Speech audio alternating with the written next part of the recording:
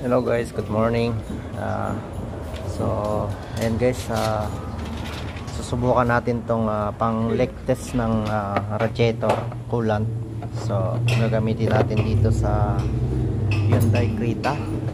So may taga siya, hindi ko makita kung saan yung eksaktong pinagmumulan ng leak ng coolant. So gagamitin natin to.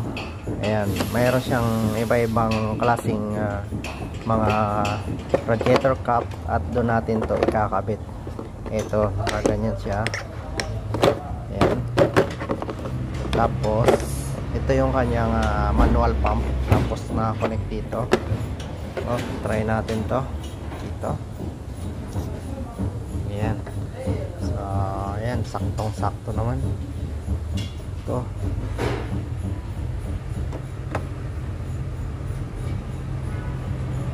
Ayan. So ito, lalagay natin to, lagay natin to dito, saka papump natin to.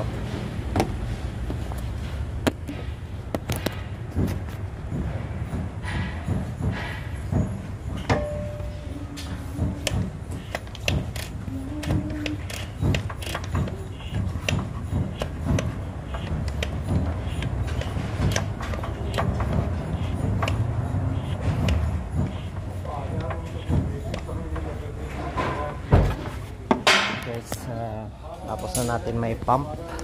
Ayan, nasa 15 PSI siya guys.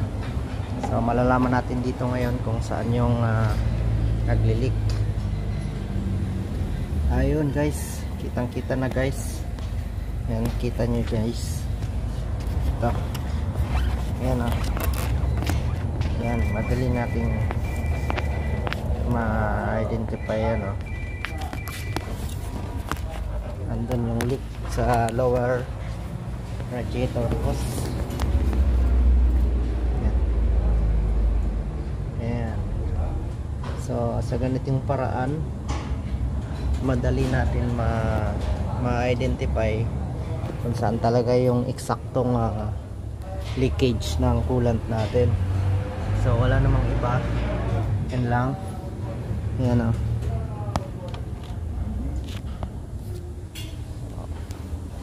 dahil ipe-pressure natin siya.